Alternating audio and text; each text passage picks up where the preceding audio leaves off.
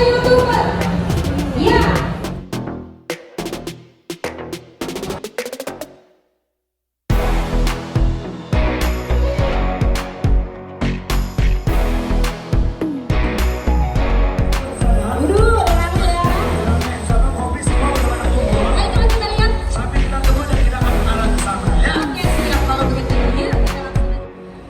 I spend a lot of time in my sleep thinking about things that So you have a dream and then I have a dream. I have what's called an epiphany in English.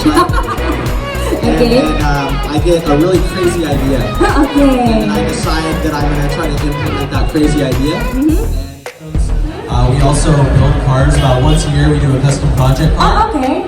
So we do a full project, normally around SEMA time. Okay. And that's pretty much once a year. And all the engine management, fuel system, exterior design, we do it all. Oh, oke, thank you. Nah, jadi di sini untuk para pengunjung sekarang di sini saya akan menginformasikan sedikit di mana Ryan ini base-nya ini dari California.